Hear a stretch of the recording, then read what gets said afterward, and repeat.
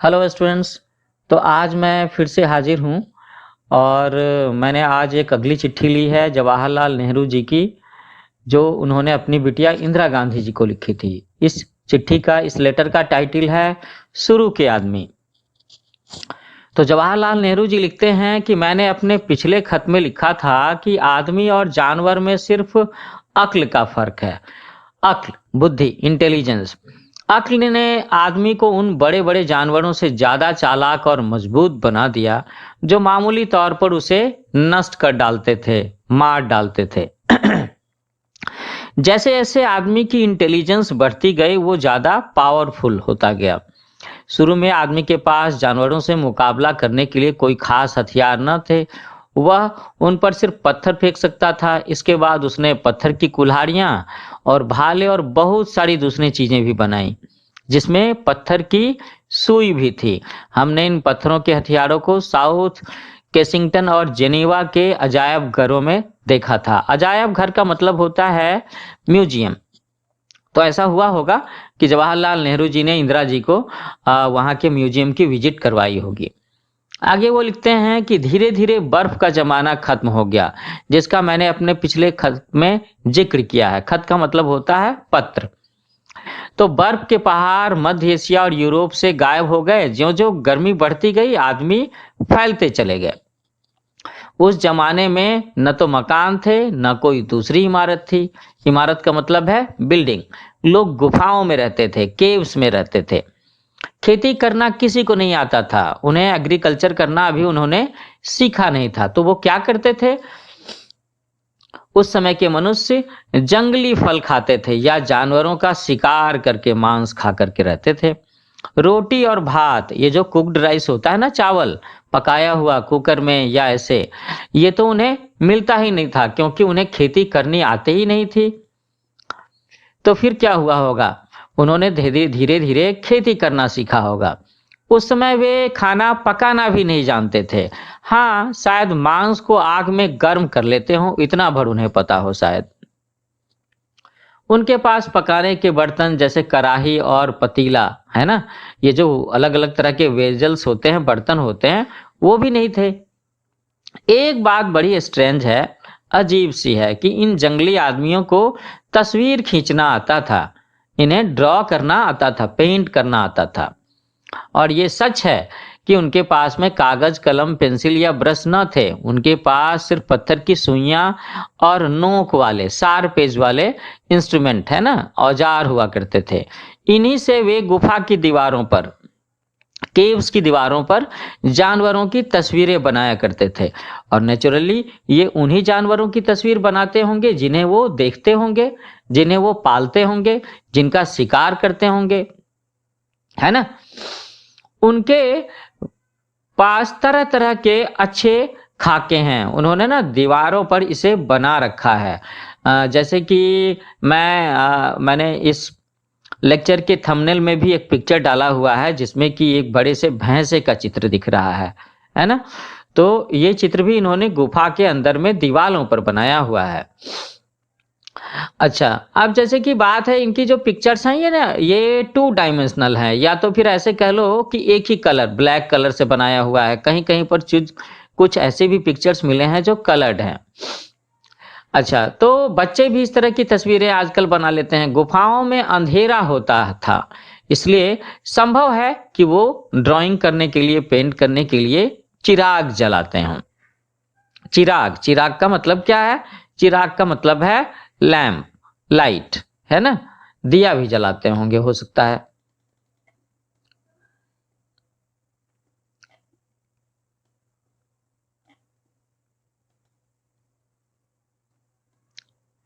अच्छा, जिन आदमियों का हम लोगों ने ऊपर में चर्चा किया है, वो पाषाण या पत्थर युग के आदमी कहलाते थे, स्टोन एज के। उस जमाने को पत्थर का युग इसलिए कहते थे कि आदमी, मनुष्य अपने सारे के सारे औजार, है ना, चाहे वो खाने के लिए हो, शिकार करने के लिए हो, खेती करने के लिए हो, सब के सब हथियार वो पत्थर से बनाया करते थे। धातुओं को काम कर में लाना उन्हें उस समय शायद मालूम नहीं रहा होगा। इसीलिए तो जब हम लोग हिस्ट्री की बात करते हैं तो पहले स्टोन एज आता है, आगे चल कर के एक ब्रॉन्ज एज आता है, कांसे का युग। फिलहाल उस समय तो उन्हें धातुओं का, मेटल्स का इस्तेमाल करना, लोहे का, कॉपर का, गोल्ड का मालूम नहीं था। अच्छा, आजकल हमारी जो चीज़ें अक्सर धातुओं से बनती हैं, मेटल से बनती हैं, खासकर आयरन से, लेकिन उस ज़माने में किसी को लोहे या काँसे का पता नहीं था, आयरन या ब्रॉन्ज का पता नहीं था। इसीलिए वे लोग आम तौर पर स्टोन्स को इस्तेमाल करते थे, पत्थर इस्तेमाल करते थे। अब ये बात तो सोचने की है ही, अभी भी तुम इमेजिन कर सकते हो कि पत्थर के औजार से काम करना कितना मुश्किल होगा। पत्थर युग, पाषाण युग के खत्म होने से पहले ही दुनिया की आबो हवा बदल गई। आबो हवा बदलने का मतलब है इन्वायरमेंट में बड़ा चेंज आ गया होगा। अब क्या हुआ कि भाई अब पहले से ज्यादा गर्मी आ गई। बर्फ के पहाड़ अब उत्तरी सागर तक ही रहते थे और मध्य एशिया और यूरोप में बड़े बड़े जंगल पैदा हो गए। इन्हीं जंगलों में से आदमियों की, मनुष्यों की एक नई जाति रहने लगी, आदि मानव की, अर्ली मेंस की। ये लोग बहुत सी बातों में पत्थर युग के आदमियों से ज्यादा होशियार थे, उनसे ज्यादा इंटेलिजेंट थे। लेकिन वे भी पत्थर के ही औजार बनाते थे, है ना। ये उनसे होशियार तो थे, इंटेलिजेंट थे, लेकिन अभी भी इन्होंने पत्थर के अलावा, स्टोन के अलावा किसी और मेटल से औजार बनाना सीखा नहीं था। ये लोग भी पत्थर ही के युग के जैसे थे। उस युग में जो आदमी रहा करते थे थोड़े बहुत उनके जैसे ही थे, मगर कुछ फर्क तो रहा होगा। वह पिछला पत्थर का युग था, इसलिए वे नए पत्थर के युग के आदमी कहलाते थे। तो इसका कहने का मतलब ये है कि अगर हम हिस्ट्री की बात करते हैं तो स्टोन एज को लोग दो पीरियड में बांटते हैं, एक पुराना वाला और एक नया वाला। नए वाले में धरती का टेम्परेचर थोड़ा सा बढ़ा हुआ था, इन्वायरमेंट में गर्मी थी, और ये जो आदमी थे ये पहले से थोड़े इंटेलिजेंट हो गए थे। अगर गौर से देखते हैं तो मालूम होता है कि नए पत्थर युग के आदमियों ने बड़ी तरक्की कर ली थी। तो क्या क्या डेवलपमेंट कर लिया था इन्होंने। अब आदमी की अक्ल और जानवरों के मुकाबले में उसे तेजी से बढ़ाई लिए जा रही थी। कहने का मतलब है कि आदमी अपनी इंटेलिजेंस के बलबूते जानवरों के कंपैरिजन में तेजी से डेवलप कर रहा था। इसी नए पाषाण युग के आदमियों ने एक बहुत बड़ी चीज निकाली। गेस करो, अंदाजा लगाओ कि ये बहुत बड़ी चीज क्या होगी। तो ये जो बहुत बड़ी चीज थी, ये थी खेती करने का तरीका, है ना, एग्रीकल्चर। अब इन्होंने खेतों को जोत करके खाने की चीजें पैदा करनी शुरू कर दी। उनके लिए ये बहुत बड़ी बात थी कि अब उन्हें आसानी से खाना मिल जाता था। इसकी जरूरत न थी कि वे रात दिन जानवरों का शिकार करते रहें, हमेशा इसी चिंता में रहें कि आज कोई शिकार मिलेगा या नहीं। अब उन्हें सोचने और आराम करने की ज्यादा फुर्सत मिलने लगी, है ना। रिलैक्स कर सकते थे, स्लीप कर सकते थे, डीप स्लीप। और उन्हें जितनी ही ज्यादा फुर्सत मिलती, जितना ही रिलैक्स होने का टाइम मिलता होगा, उस समय में वो नई चीजों को ढूंढा करते होंगे, नए मेथड्स, नई तरक्की डेवलप करते होंगे, है ना। आप सब बच्चों के पास में भी ऐसा होता है ना। If you have free time तो आप नई पेंटिंग बनाते हो, कोई मैकेनिक्स का बनाता है, कोई पजल सॉल्व करता है, कोई गाने गाता है, डांस करता है। तो खाली समय चाहिए, फुर्सत चाहिए। तो ये लोग जो थे अब खाली समय में नई चीजें और नई तरीके ढूंढने में लगे रहते थे। इन्होंने मिट्टी के बर्तन बनाने शुरू किए और उसकी मदद से खाना पकाने लगे। तो अब सोचो कि पका हुआ खाना उन्हें अब टेस्टी तो लगता ही होगा ना। पत्थर के औजार भी अब ज्यादा अच्छे बनने लगे और उन पर पॉलिश भी अच्छी होने लगी। उन्होंने गाय, कुत्ता, भेड़, बकरी वगैरह जानवरों को पालना सीख लिया और वे कपड़े भी बुनने लगे। तो सोचो सोचो, इस नए पत्थर वाले युग में, नए पाषाण युग में मनुष्यों ने क्या क्या चीजें सीख ली। उसने खेती करना सीख लिया, है ना। उसने जानवरों का पालन करना, डोमेस्टिक कर बनाना सीख लिया, है ना। उसने मिट्टी के बर्तन बनाने सीख लिए, वो बर्तन में खाना पका करके खाने लगा। और उसके पत्थर के जो औजार थे अब वो पहले से ज्यादा नुकीले, ज्यादा शार्प थे। ऑब्वियस है, शिकार करना भी आसान हो गया होगा। और तो और उसने अब कपड़े बुनने भी सीख लिए थे। तो अब वो पहले से बेहतर, मजबूत, अच्छे कपड़े पहनते होंगे। अच्छा, बात आती है कि ये लोग रहते कैसे थे। तो वे छोटे छोटे घरों या झोपड़ियों में रहते थे। ये झोपड़े अक्सर झीलों के बीच में बनाए जाते थे क्योंकि जंगली जानवर या दूसरे आदमी उन पर आसानी से हमला ना कर सकें। इसलिए ये लोग झील के रहने वाले लोग कहलाते थे। हाँ, झील में रहने से क्या फायदा है कि आसपास में वही जानवर आ पाएगा जो पानी को आसानी से पार कर सकता है। और अगर बच्चों आप सब लोगों ने झोपड़ा हट देखा नहीं होगा तो आप गांव में देख सकते हो। आसपास के गांव में कभी घूमने निकलो और आप वहां पर मिट्टी के, बांस के, फूस के बने हुए घर देख सकते हो। तो उस समय के लोग ऐसे ही घरों में रहते थे और उन्होंने ये घर बनाया झीलों के बीच में, और ये लोग झील के रहने वाले लोग कहलाते थे। अच्छा, यू विल बी सरप्राइज्ड, तुम्हें आश्चर्य होगा कि इन आदमियों के बारे में हमें इतनी बातें कैसे मालूम हो गई। उन्होंने कोई किताब तो लिखी ही नहीं, लेकिन मैं तुमसे पहले ही बता चुका हूं कि इन आदमियों का हाल जिस किताब में हमें मिलता है वो है संसार की किताब। संसार की किताब देखने की, महसूस करने की, ढूंढने की चीज होती है ना। रिसर्च करना होता है, डिस्कवरी करनी होती है, जमीन की खुदाई करनी होती है, पुराने लोगों से बात करना होता है, पुराने जंगल में जाना होता है। तो संसार की किताब को पढ़ना आसान नहीं है, उसके लिए बड़े प्रैक्टिस की जरूरत है। बहुत से आदमियों ने इस किताब के पढ़ने में अपनी सारी उम्र खत्म कर दी। वो जो हमारे हिस्टोरियंस होते हैं, आर्कियोलॉजिस्ट होते हैं, वो यही काम तो करते हैं ना। तो उन्होंने बहुत सी हड्डियों और पुराने जमाने की बहुत सी निशानियां जमा करके रखी हैं, और ये चीजें बड़े बड़े म्यूजियम्स में रखी होती हैं, और वहां पर जाकर के हम देख सकते हैं कि उस समय की कुल्हाड़ियां कैसी थी, उस समय के बर्तन कैसे थे, पत्थर के तीर कैसे थे, निडल्स कैसे थे, और भी बहुत सारी चीजें जो उस समय के नए पाषाण युग के, नए पत्थर युग के आदमियों ने बनाई थी, है ना। तुमने खुद इनमें से बहुत सी चीजें देखी हैं, लेकिन शायद तुम्हें याद ना हो। अगर तुम फिर उन्हें देखो तो ज्यादा अच्छी तरह से समझ सकोगी। तो मैं सारे बच्चों से ही कहना चाहूंगा कि वो कभी जब छोटे रहे होंगे तो अपने मम्मी पापा के साथ में किसी म्यूजियम में घूमने गए होंगे। कोई बात नहीं, अब अगर आप 5th-6th क्लास में पढ़ाई कर रहे हो, so now you are also studying history, है ना। अब आपके मन में क्यूरियोसिटी ज्यादा होगी, तो एक बार फिर से विजिट करो म्यूजियम की, है ना। मुझे याद आता है, ऐसी बात कह रहे हैं जवाहरलाल नेहरू जी, कि जिनेवा के म्यूजियम में झील के मकान का एक बहुत अच्छा नमूना रखा हुआ था, सैंपल। झील में लकड़ी के डंडे गाड़ दिए गए थे, उनके ऊपर लकड़ी के तख्ते बांधकर उन पर झोपड़ियां बनाई गई थी, और इस घर और जमीन के बीच में एक छोटा सा पुल बना दिया गया था।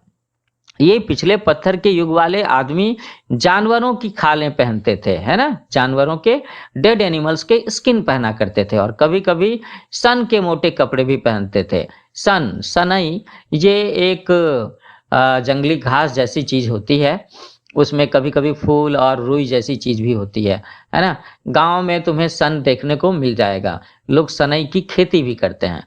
सन एक पौधा है जिसके रेशों से कपड़ा बनता है, और आजकल सन से महीन कपड़े बनाए जाते हैं, लेकिन उस जमाने के सन के कपड़े बहुत ही भद्दे रहे होंगे, फिनिशिंग नहीं होगी, है ना।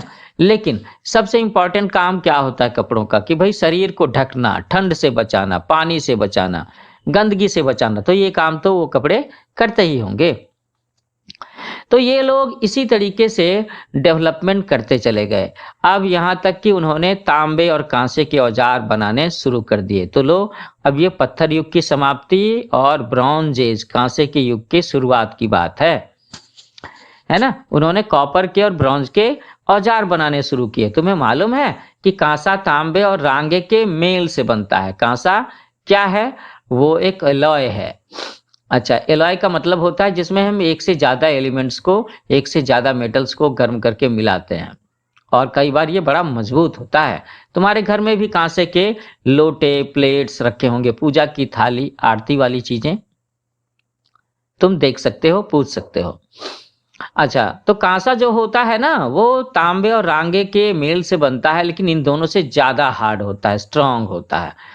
वे सोने का इस्तेमाल करना भी जानते थे और इसका जेवर बना करके इतराते थे। तो अब आदि मानव लोगों ने, या इस एज के लोगों ने, सोने का भी इस्तेमाल, सोने को पहचान लिया था, और वो मतलब चमकीला है, काफी समय तक चमकीला रहता है, ये भी जान लिया था। हमें ये बात ठीक से मालूम तो नहीं कि इन लोगों को हुए कितने दिन गुजरे, है ना, लेकिन वी कैन गेस इट, अंदाजे से मालूम होता है कि वो 10,000 साल से कम ना हुए होंगे।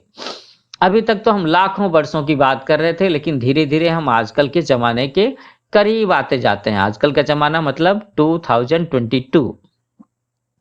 नए पाषाण युग के आदमियों में और आजकल के आदमियों में अचानक, है ना, कोई सडन चेंज नहीं आया है। ये धीरे धीरे तरक्की आई है, धीरे धीरे चेंज हुआ है।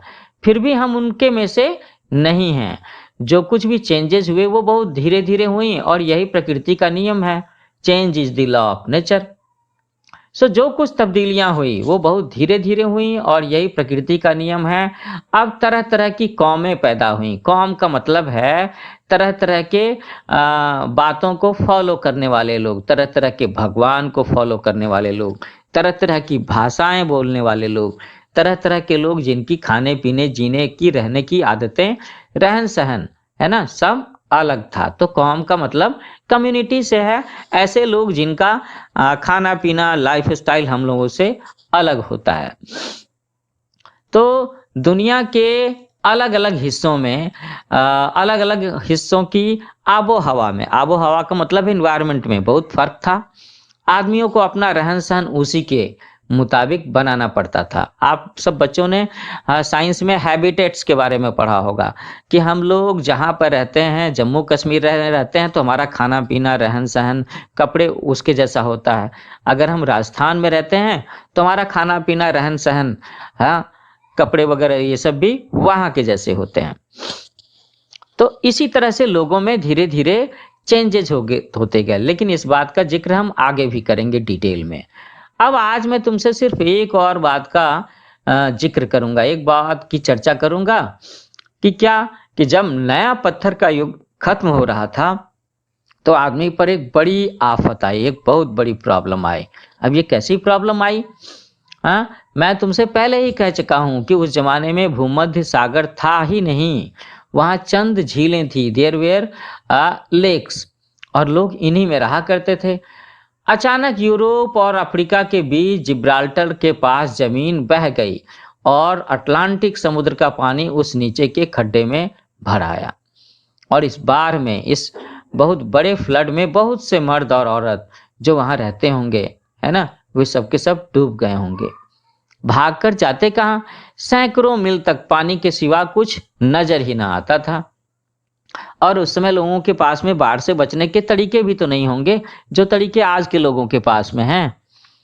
अटलांटिक सागर का पानी बराबर बढ़ता गया, और इतना बढ़ा कि वो भूमध्य सागर बन गया, जिसे हम लोग मेडिटेरेनियन सी कहते हैं, है ना।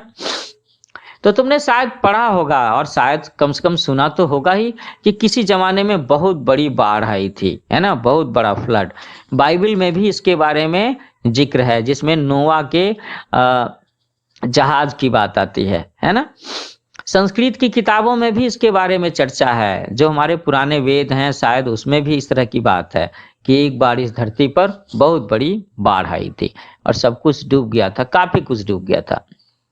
तो हम तो समझते ही हैं कि भूमध्य सागर का भरना ही वह बाढ़ रही होगी। तो ये इतनी बड़ी प्रॉब्लम थी कि इसमें से बहुत थोड़े लोग बचे होंगे, और उन्होंने अपने बच्चों से यह हाल कहा होगा, ये कहानी सुनाई होगी, और इस तरह यह कहानी हम तक पहुंची, है ना। तो इसके साथ में ही ये चिट्ठी खत्म होती है। अगली चिट्ठी में हम लोग फिर से ये चीज पढ़ेंगे कि अलग अलग तरह की कौमें क्यों बनी, लोगों का समाज अलग अलग तरह का क्यों बना, लोग अलग अलग जगहों पर रह करके अलग अलग भाषाओं, अलग अलग खान पान की आदत, अलग अलग कपड़े पहनने, अलग अलग जीवन जीने के तरीके लोगों ने क्यों अपनाए, क्योंकि ओरिजिनली तो हम सब लोग एक ही थे, है ना। तो बच्चों, एक बार मैं आपसे याद दिलाना चाहूंगा कि मेरा YouTube चैनल है न्यू एज कोचिंग, आप सब लोग इसे लाइक करो, शेयर करो, सब्सक्राइब करो, और हाँ, अपने कमेंट जरूर लिखना, कमेंट्स इस लेक्चर के बारे में कि इस लेक्चर से आपने कौन सी बात सीखी, कौन सी बात अच्छी लगी, और इस चीज के बारे में भी कमेंट करो कि तुम्हें आगे किन चीजों पर ऑडियो या वीडियो लेक्चर चाहिए। तब तक के लिए take care, bye bye, happy learning with new age coaching.